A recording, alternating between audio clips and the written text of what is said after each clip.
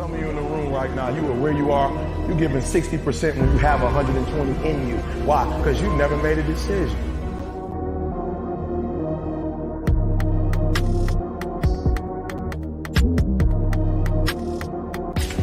There's those of you in this room, you already there. Your problem is this is stuff you don't want to give up to go.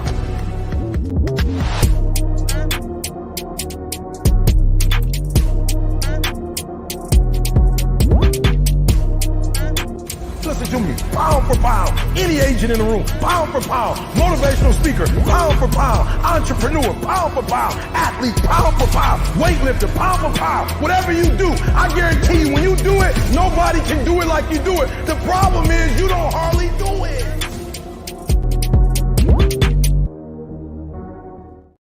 That's right. When you do it, nobody can do it like you do it. And I got a guy that nobody does it better than how he does it. My man, Eric Froton. You guys are be blessed by the knowledge when we talk about Elite 11s on this episode of CFBPrime. I'm your host, Nino Brown.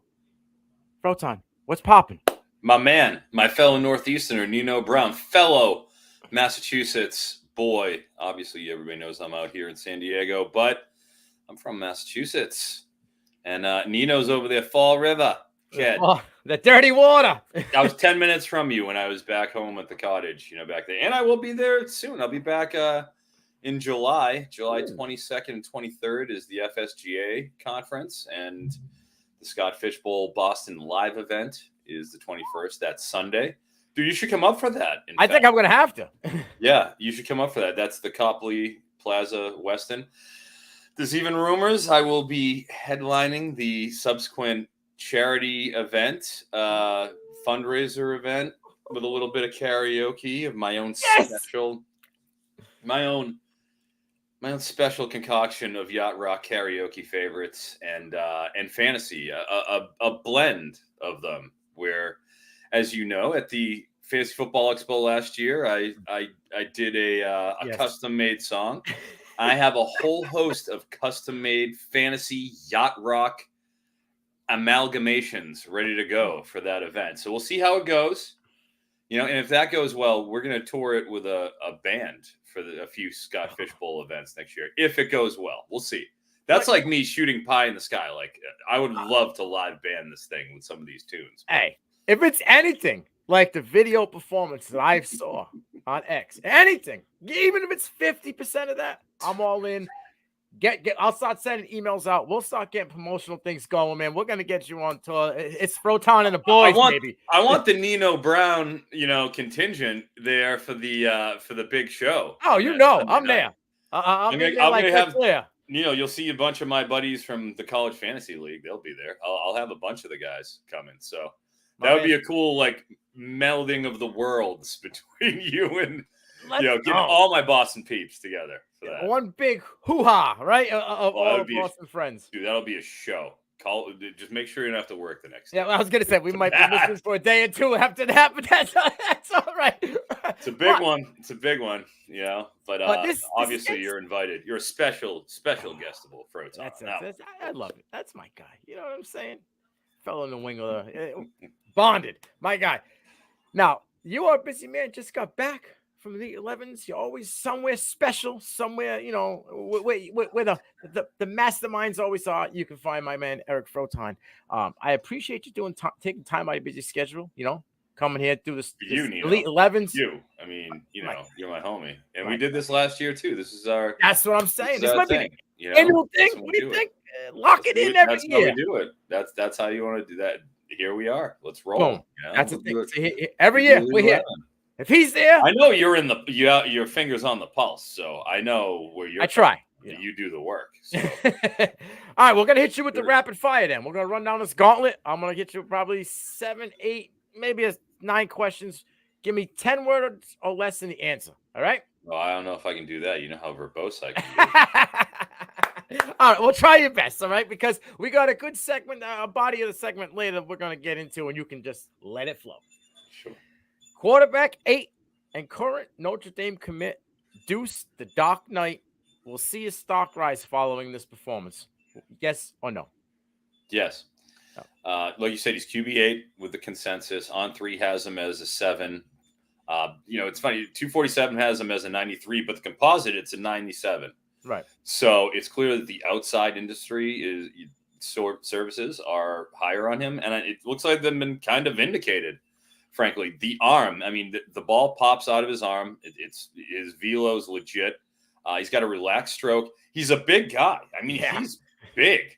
So, as is typical with the longer QBs, and I see this with Achilles Smith Jr. as well, kind of when you look at him, somewhat of a longer delivery. It's just going to be naturally that way.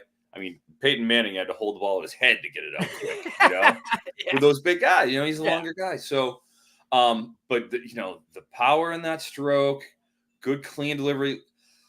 In the pro day session, which was day 2, there was a lot of crosswind, right? The 5th throw, which is you get it, the QB coach comes at you, duck down, reload, seam route on the right side.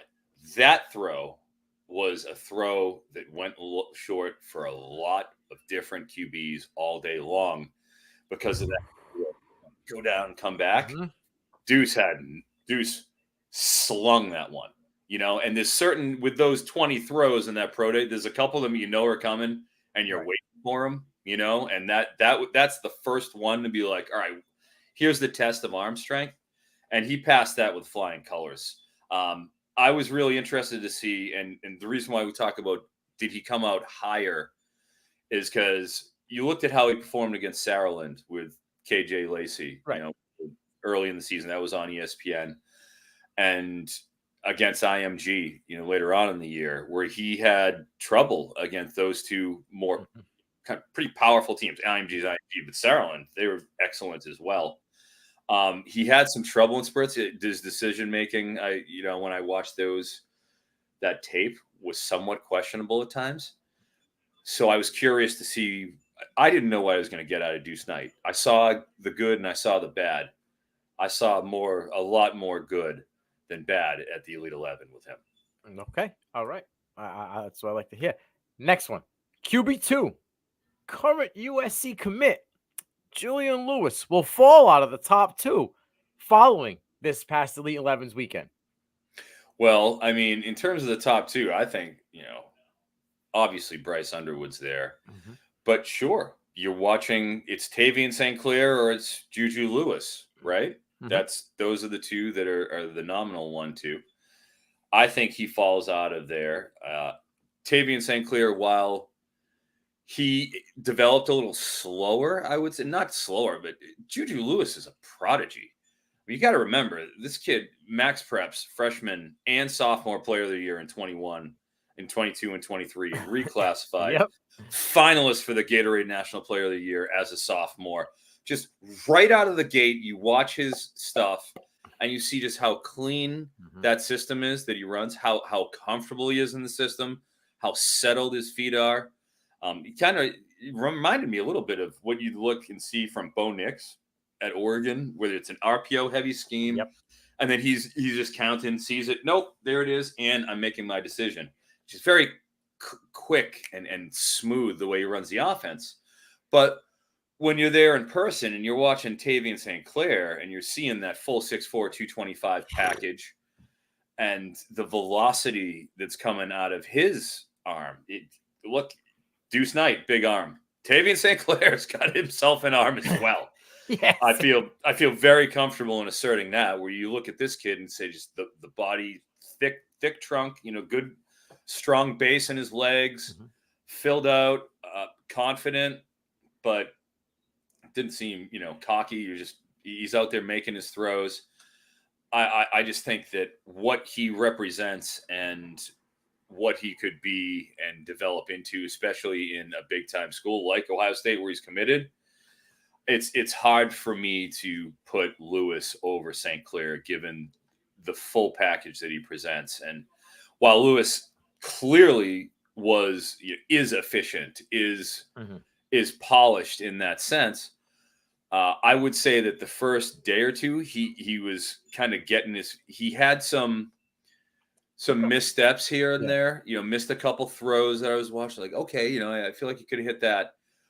But when it wasn't that static environment of we're throwing stationary receivers, or we're throwing on these structured throws, and you put him in the 7-on-7 environment, well, he put up a 50 in his 7-on-7 session, and he just went out there and just orchestrated the offense beautifully. And you say, oh, okay, well, there it is. When the bullets are flying, that's when he's most comfortable. So I do think there's a lot to be said with that. He definitely, I feel like he certainly had a better session in the 7s that St. Clair did, but there's projection, and the overall, what I saw from St. Clair is a rock solid QB.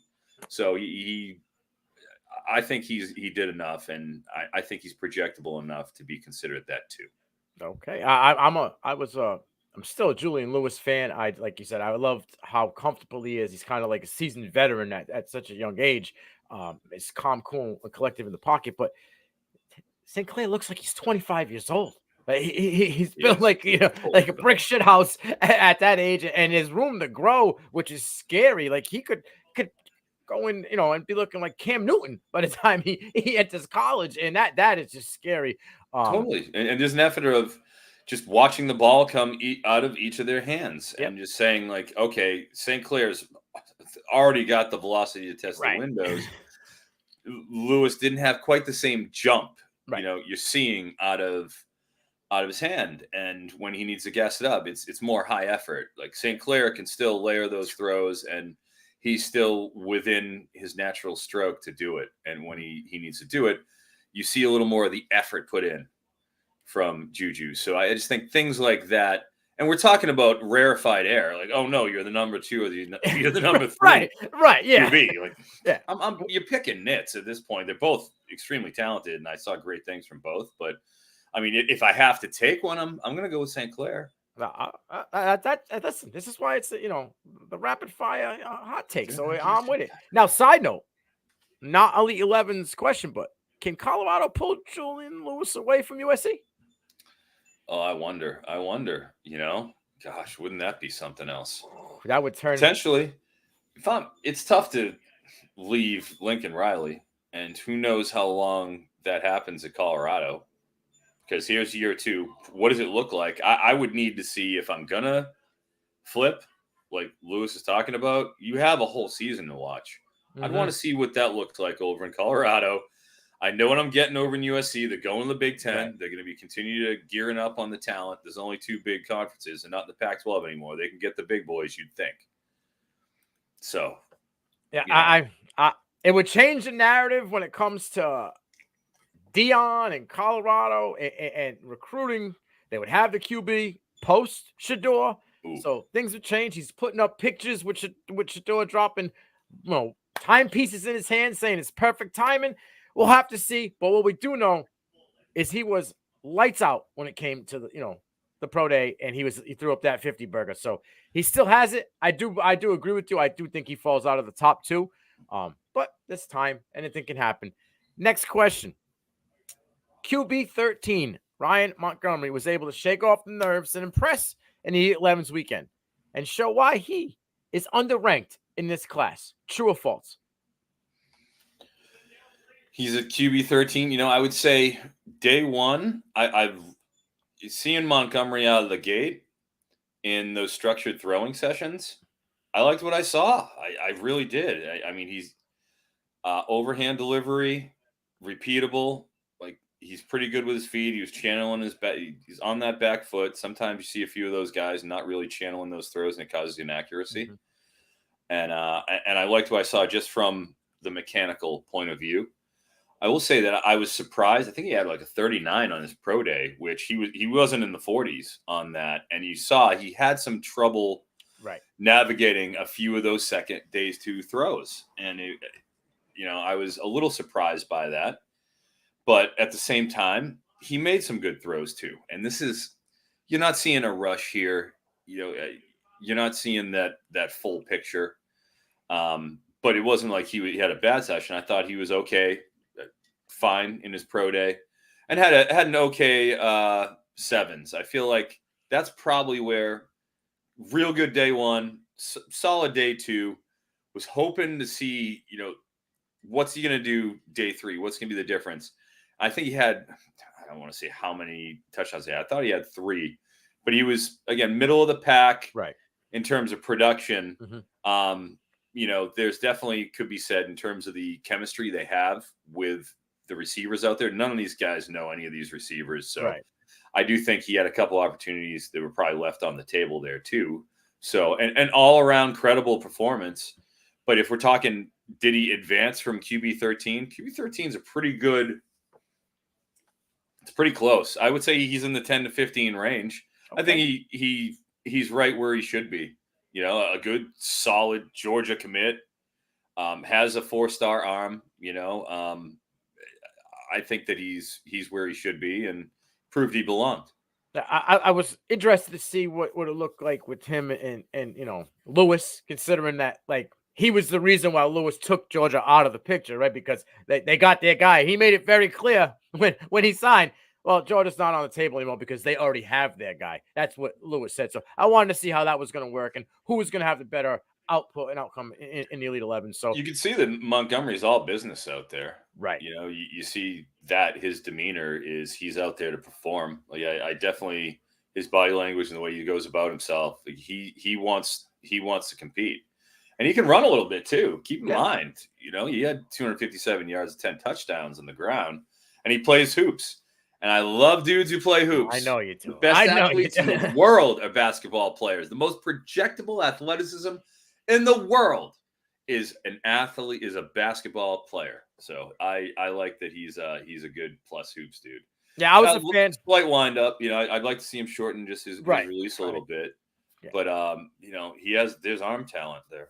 Yeah, I love the arm talent, and like I said, he reminds me of Pugs. The one who's committed the year before him at Georgia. Yeah, they're similar style, how they got that demeanor. I really wanted him to go to South Carolina. I think he would have been the perfect succession from Sellers to Reno, and then it would have been, you know, Montgomery right there next. And I know South Carolina was in the mix. They were right there, but obviously they couldn't pull it off in the end. But all right, Longhorns head coach Steve Scott, he's improved once again that he is what they call the QB whisperer.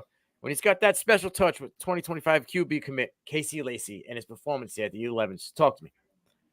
Yeah, KJ, this is the Saraland QB. We talked about it with Deuce Knight, that incredible Lipscomb Saraland game last year. I mean, that was one of the quintessential high school games in the country. Mm-hmm. What a game. Overtime, full boat. 2-year starter. He's in that same range as Montgomery, the QB 10 to 15 range, depending on where you want to look, you know, splitting hairs. But he's a kid who I look at on the 11, on the pitch, on the gridiron, and he is really tough to defend because if you're just going to pin your ears back and come wide on the loop and let him step up in that pocket, he can run, and he is extremely athletic. Absolutely. You know, I enjoyed watching him work. That being said, you know, he does want, like, he seems like he wants to stay and deliver the pass almost in the same way that Lewis does. Yep. He wants to stay in the pocket. He doesn't want to break. He wants to distribute. And I like the fact that that's where his head seems to be at when he's getting flushed. He can do it, but he would rather get it to somebody else who's further down. Correct. Even if it's just a quick little shot down. I like his processing in that sense. He floats around the pocket. Yeah, doesn't have the biggest arm though. Right. And that's where the distributor kind of feel to him. Yep. Kind of does it for me, where I don't look at him as a field stretcher. I see him as a distributor. Had some watching his tape in the lead up to this decision making, just threw a brutal rolling right interception in that Lipscomb game that just throw it out of bounds, and he tried to come back. He never had a chance of doing that. He also had a couple of his RPO pulls. I think he got his running back smoked on one of them. And, ate up. Just got him killed. I feel though it's like you mentioned, like the throw, trying to force it, and I know exactly the RPO you're talking about. Like Edwin Spillman was the one. He's a Tennessee commit this year. Edwin Spillman was the linebacker who just broke. Ate him. He was there. It was there. You can't do it. But I think he was trying to do a little bit too much because he knew the game was televised. He knows it was prime time. Like Sure, everybody's and it watching. was. Maybe and in another game he might not have tried to force that one, but he's trying. I'm not making excuses for the kid, but they're a young age and they're trying to get as much exposure as possible. I feel that might have been maybe, Sure. So I mean, those are the things. That's what I watched coming in and what I wanted to see, and I felt like his pro day was pretty good. I didn't get to see a lot of them on day one. There's only so much you can really watch when everything's kind of watched. But I did get to see his pro day, and he seemed like he was okay. His sevens was a little inconsistent.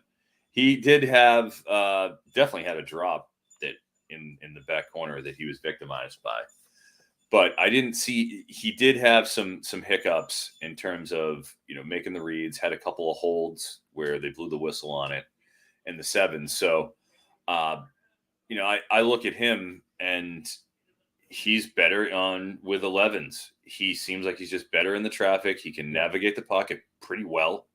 Didn't have to do any of that with this.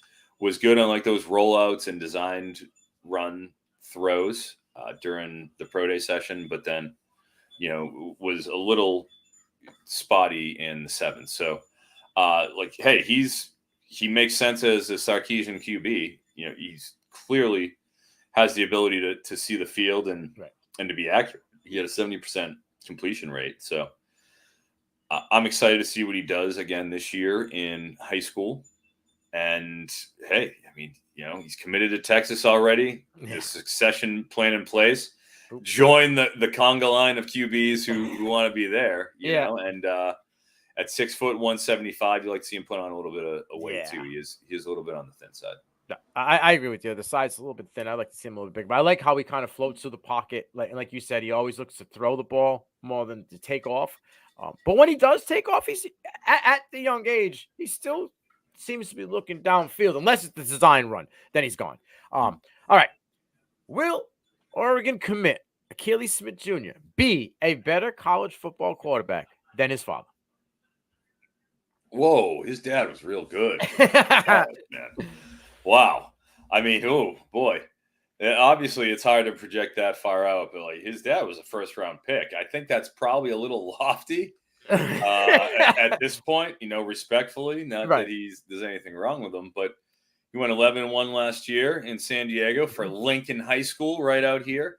I'll actually be at Lincoln High School this weekend, watching some of the high-level college basketball summer league stuff out there. I got a couple of my friends who I play hoops with, came up with, and still play ball. So I want to go check that out. That being said, Keelon Smith, the prototype, tall, long QB. And what I equate him to is the tall pitchers in baseball that are 6'9", like the Tyler Glasnows. Yep. Just a big horse. And he's kind of got to grow into his frame a little bit and hone his stroke. Obviously, you look at him and he's tall, little on the thinner side than his dad was. Dad was kind of thick, but little on the thinner side, but tall. Longer release.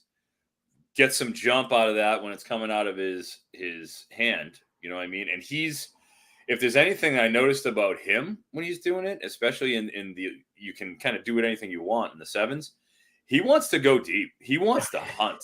Yeah. He really has like that blood in him. And you like to see that because he's testing you. Okay. He's got something down the seam. All right. Down this, on the outside. More than comfortable with doing that. So I really like that tendency of what I saw.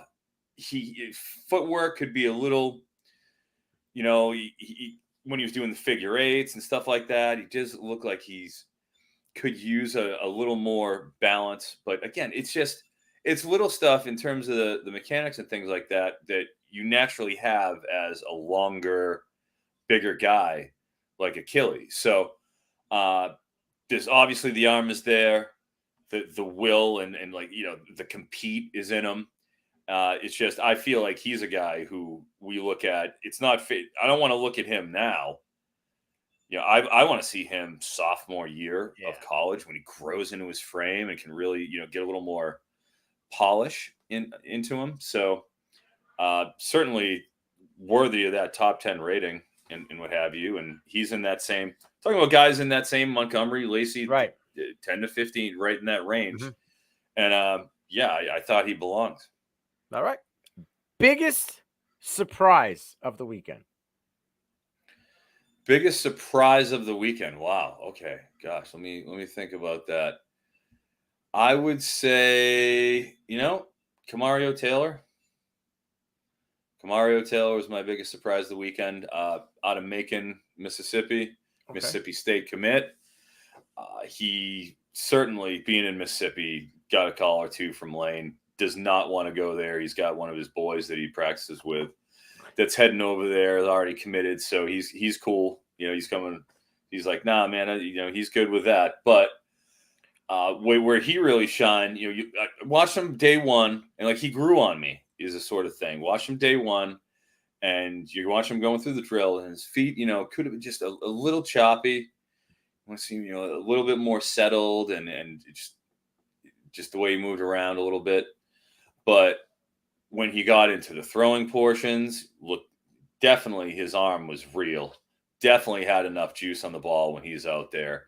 And he's a guy who's just a 90 as a 240. He's a 3-4, borderline type guy. So he has a lot to lose. He's a guy that's like, all right, well, if he has a bad showing, he's going down. He could get that high 3-star, and he's in the SEC. He's committed to Mississippi State. Levy's over there. Right. And Levy likes his QBs to move. Yeah.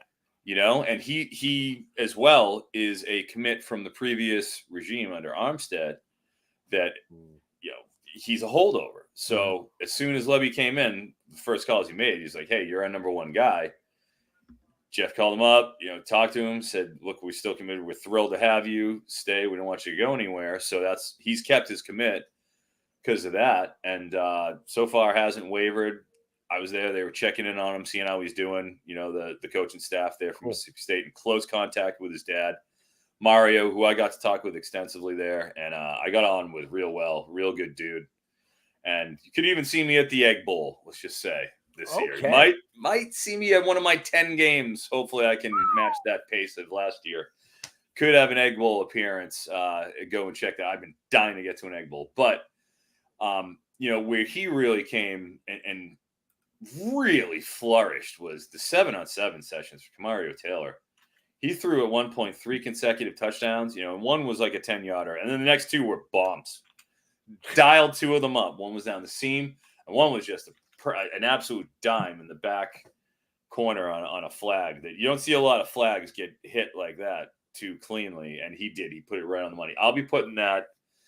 I put out a couple videos yesterday. I'll put one out probably tonight after I get off this, or tomorrow morning, of Kamario, because I got a bunch of his throws because I liked what I saw in the pro day, but then he came out and blew away the sevens. So just an incredible performance there, a show of arm strength, command. He was making reads, and for a kid who's kind of had the billing of being raw, he's around the QB 15, like I said, to 20, whatever it is.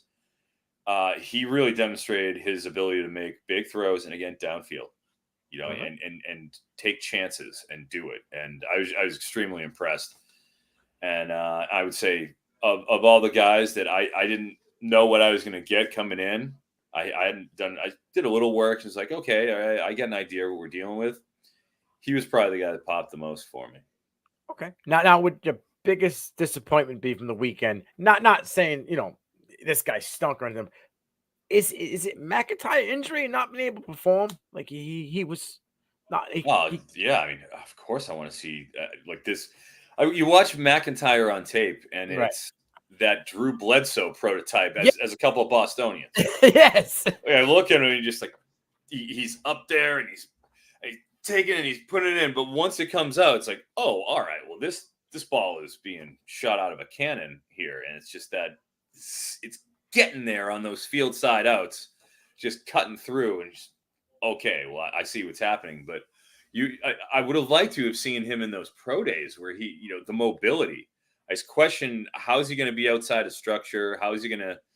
He's big and super long. Can he is he nimble enough to move in that pocket and reset when you need to and be able to make those tough throws off platform? So those are kind of the questions I had about him. And I will say that if there was anybody of the guys I was really excited to see of the 5 stars, I thought that while certainly his arm was there, I thought Zollers was a little antsy.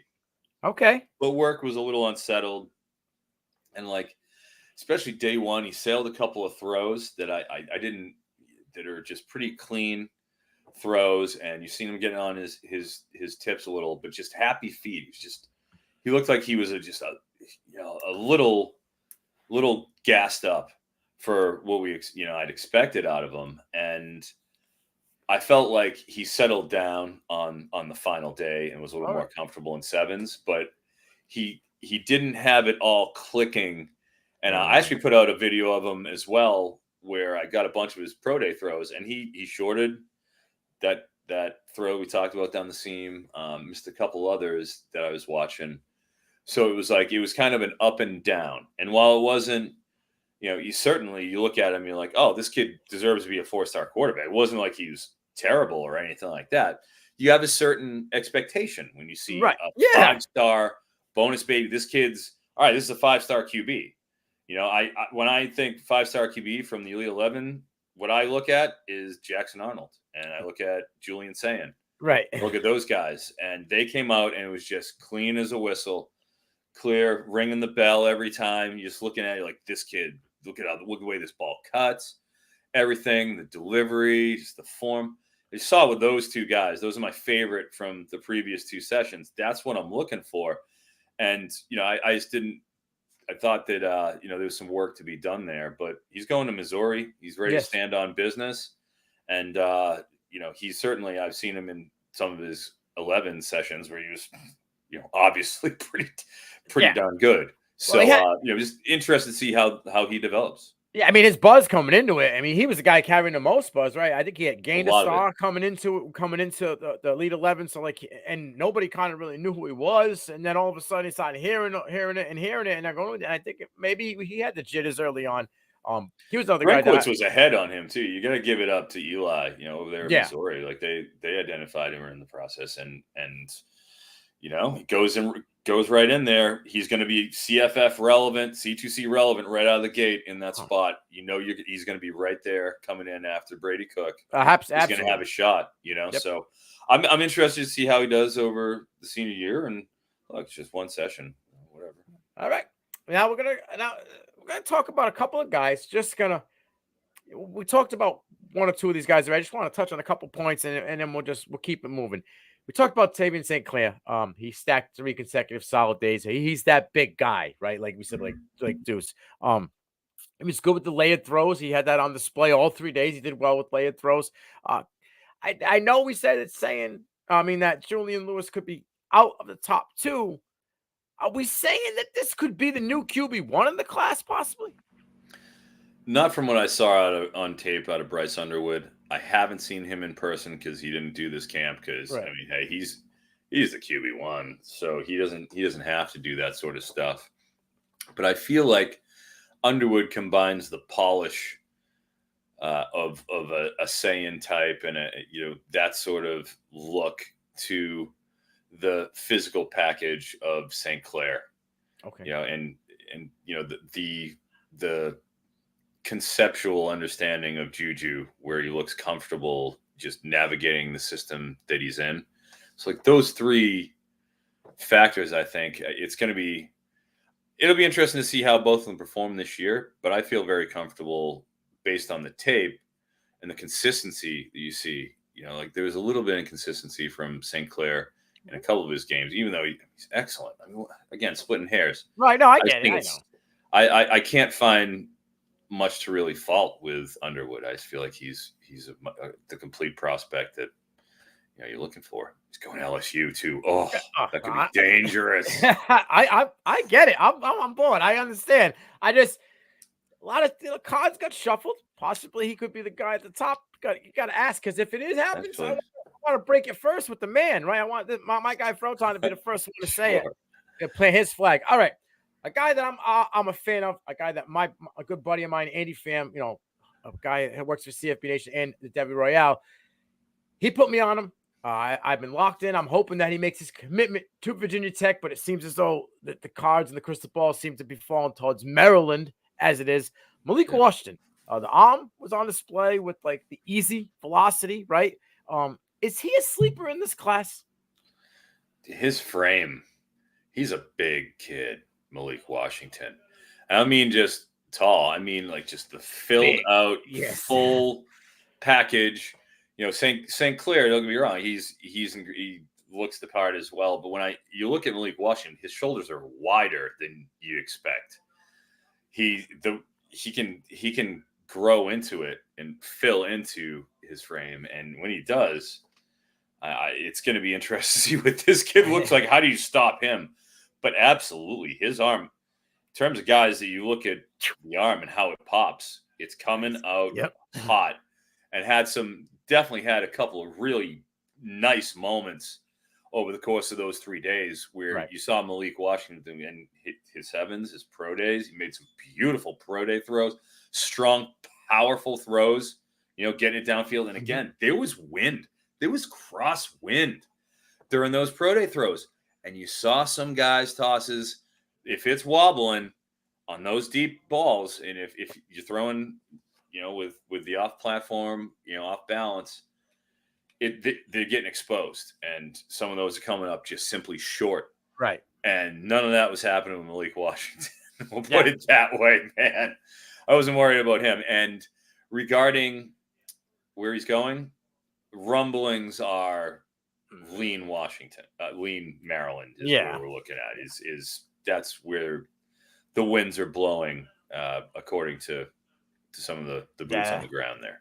Me and Andy had talked a few times about I'm a big Kyron Jones fan. I think that he would fit that scheme, that fit of a Kyron Jones type quarterback at Virginia Tech. It would be a nice succession to Jones, to Washington, as it would go on. But I also like MJ Morrison. I think MJ Morrison in that scheme and that fit would be just as good for Malik to be a successor to him as well. So wherever he chooses, I just think that a lot of people don't know about him, and I think that this will put him a little bit more on the map. And like you said, he's going to fill that frame out, and he's going to come in as a freshman in college. People are going to be like, where did this guy come from, and why didn't we know a little bit about him earlier?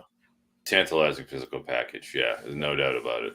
Another guy that I was on early, I like, and I don't know if Florida State will be able to keep him, because I know Billy Napier is nipping and is probably calling this gentleman every single day to try to flip him to be the guy behind DJ, which I don't know if anybody wants to sit there behind him, knowing that he's the guy. That's Tramell Jones Jr.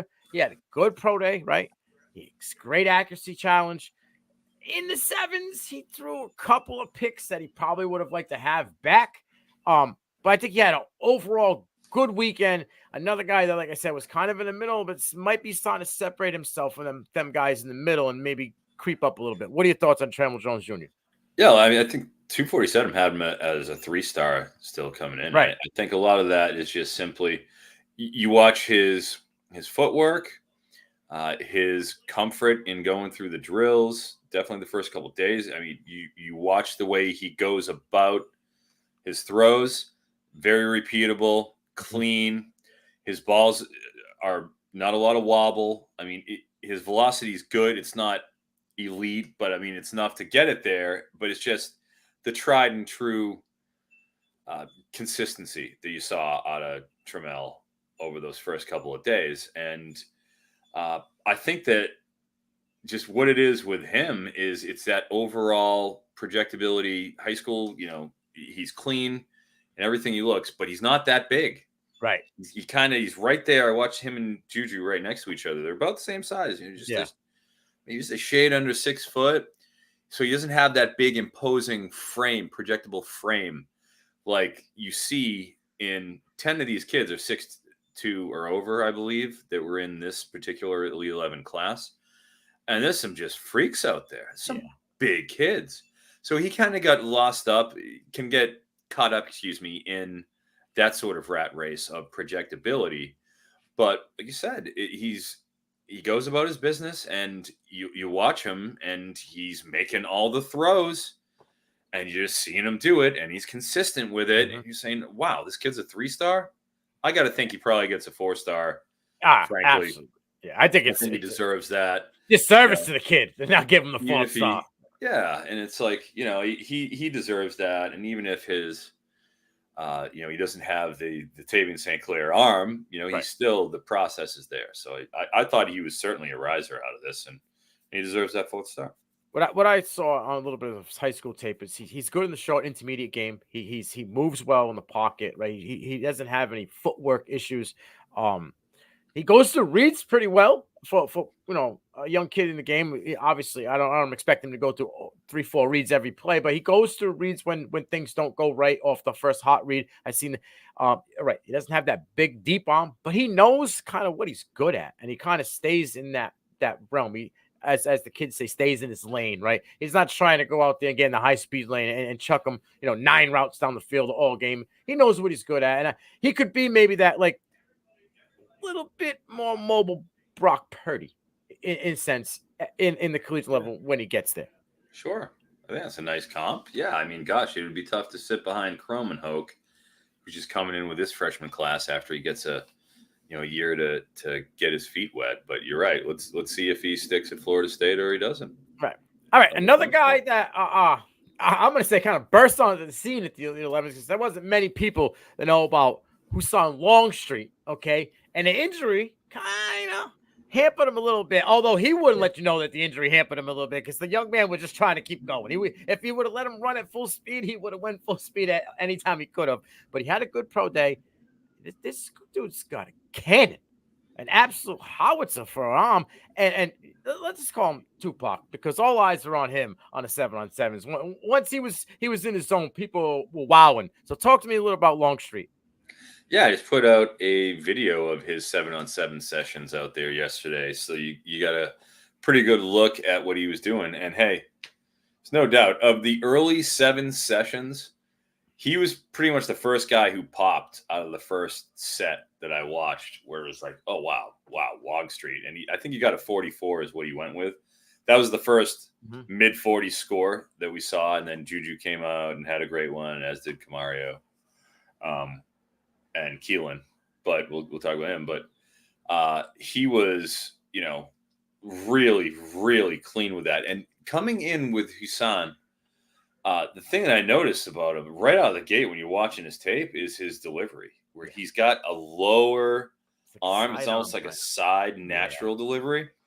And I was talking with a couple of guys, coaches, and talking to them about that. I'm like, how do you feel about the over the top, that sort of delivery? Is that something that bothers you? And, there's kind of, the consensus seemed to be is they want to teach the natural motion as much as they can. If it gets to a point where he's getting under the ball too much because he's coming from that side and it's tending to get air under it, right, then maybe that's the time to augment that delivery. But the way that he gets good velocity out of it, clearly. His body, in terms of doing what it takes to get ready for this, the kid is yoked. And isn't that it isn't that he's 6'4", 225. He's 6'1", 2 bills, and he's just filled out. Looks just, the delts on him are popping out of the tight shirt. It's just like, all right, well, this kid's clearly taking this stuff seriously. He clearly wants to be, great, and he's preparing his body for what needs to be done. So you love to see that. He's also a Corona product, California kid. So I will certainly, if I'm here for the season, I'll be going up to Corona to check that out and see some Husan Longstreet when I go up and, night before a USC game. Oh, when am I going? Go up to Centennial. Yeah, absolutely. But real run threat too. I mean, there's no doubt he can run if he wants. Like, you see that frame when he goes, and that's definitely on his tape. Big time.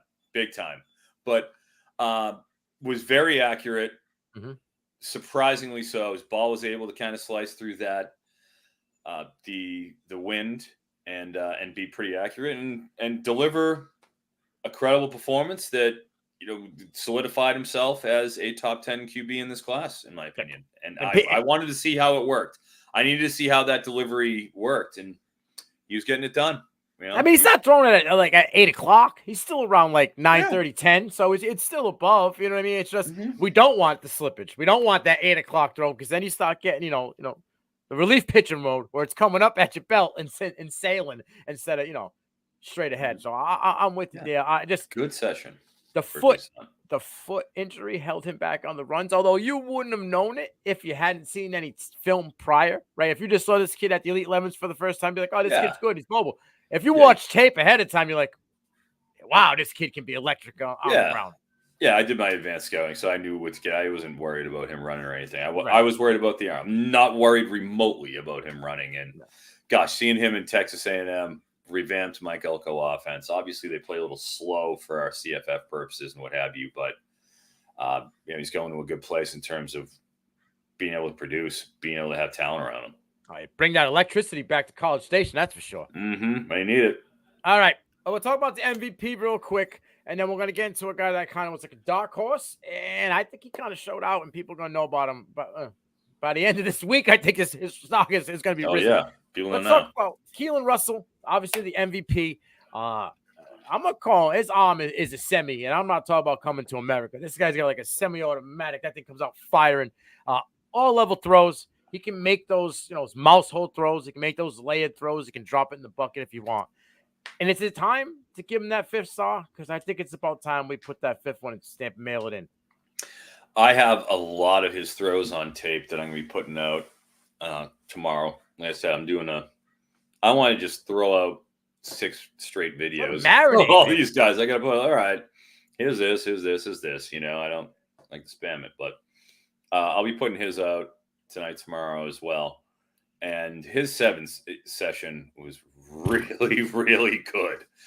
It was what you expect. And the good thing about Keelon is he looked good in the first 2 days, where it was like, okay, clearly his pro day session was great. And in fact, I was lucky enough to watch his pro day session with his QB coach, Ryan Stanfield, and was talking with him, was going through it. We were talking about the process that he goes through, how he coaches Keelon, some of his characteristics. And one of the things that, certainly his mechanics and what he goes through, and in the things we were talking about, you see how he's like, you see that, you see how, his footwork was there.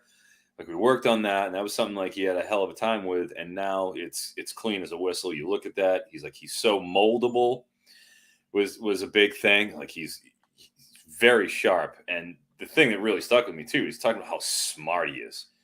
He's like, trust me, I've been around a lot of kids, I've been a lot of different kids. He's very, very sharp. Like, when you look at a package like Keelon has, and the stroke, the full ability to see the field, to look comfortable, settled feet. He's not, he's channeling his back foot. He's not just throwing all arm. He's using his whole body, just clean over the top. Everything you watching him do, and it's just like, yeah, it all makes sense. And he wasn't the top guy coming into this. Keep in mind, it wasn't like Keelon was like, oh yeah, well, yeah, here he comes. He's going to come in, and he's one of the top 3 guys. It's St. Clair and it's Russell. And no, it wasn't. That wasn't the case. He was in that next group, in that 6 to 10 group, who's obviously well thought of. But I mean, he stamped his arrival as a top guy. And I'll say it. I mean, I liked him more than I like Juju. Give me Keelon over Juju right now. I liked him a lot. He was really, really good the whole way through. And I saw more velocity coming out of there. And he seems, I got to talk to him just a little bit. I liked his attitude. I liked his demeanor. I like the way he's going about preparing. I know he's getting the proper coaching and instruction and all that, and the way he's going about it. I like it. I like it. I think heading into these drafts, if I had to make one, if we were doing a sub C2C draft, which I'm in the program C2C league, I'll be firing all my bullets on Keelon Russell. He will be my number 1 priority, because you're probably not going to get Tavien. You're probably not going to get Underwood. Everybody's going to be gunning for those in those sort of a situation with a C2C. Right. this program format in terms of where you can spend your recruiting points, like I would probably pivot and go right to him. I think he's going to Alabama. Kalen DeBoer. Watch out, Austin Mack. Watch out. Oh, come on. Austin, Watch out. It's just afterthought. It's just an afterthought, bro. Come on. My thing is I'm gonna rant a little bit here. I'm tired of these freaking services. Like, dude, what outside of him cleaning up his footwork, nothing changed in his game when he was committed to SMU on a 3-star and nobody was talking about Keelon Russell. Like, nothing changed. And then all of a sudden, my man, Kalen DeBoer found him, sent him out a little thing and says, yo, you come here. He signs at Bama. Now the services, right? The powers that be. All of a sudden now he's a 4-star. Now he's that guy. And now it's the same kid that was when he was committed to SMU that you're seeing now. What I love about this kid, when I watch his tape, right? He throws receivers open. He's got anticipation. He was doing that same thing in the 11s to wide receivers that we talked about that he doesn't know from a bucket. And he was still throwing these kids open, anticipating where they were going to go. I did not see much of the anticipation from most of the other quarterbacks. This kid was dialed the hell in.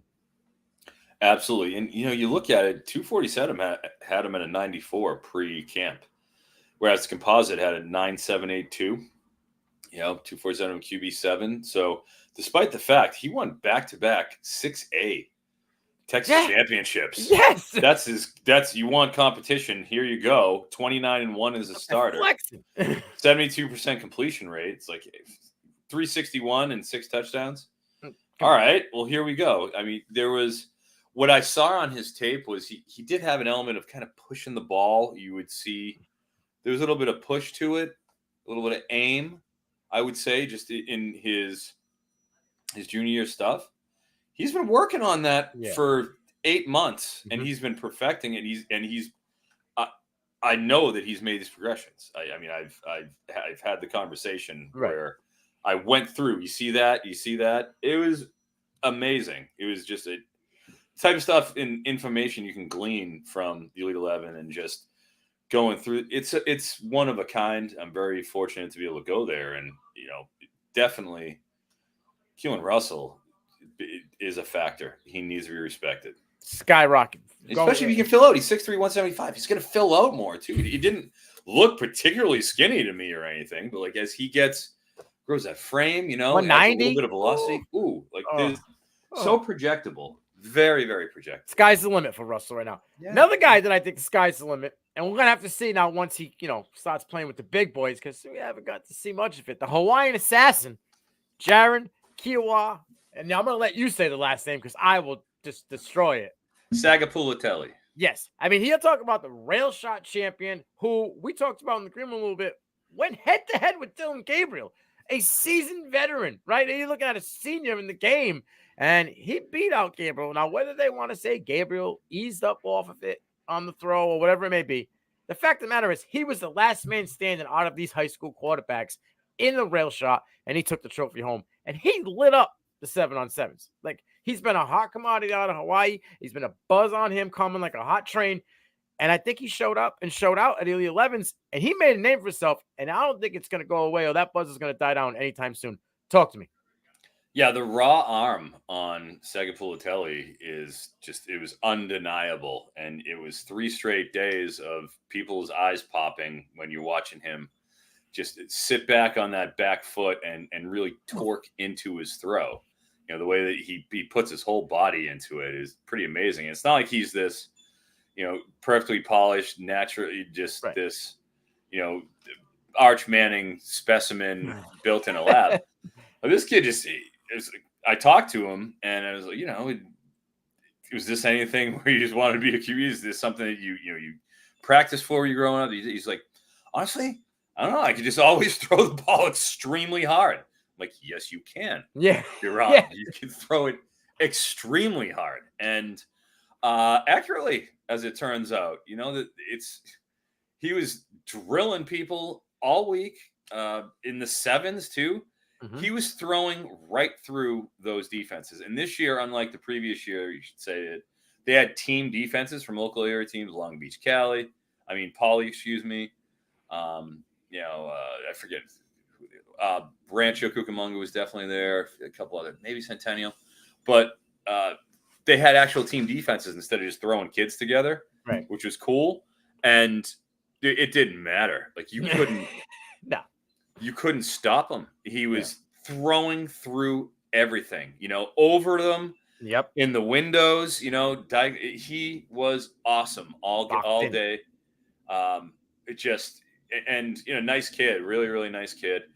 I asked him if he was planning for his senior season. Do you want to increase the level of competition and consider coming over here? He's like, nah, we're staying at Ava Beach in Hawaii with his family. He's got a QB coach. He's doing work over there. The only really question you have about him is the lack of high-end 11s competition. Right. How does that project in college's eyes as opposed to the raw product that you see with the arm is undeniable in terms of how big it is.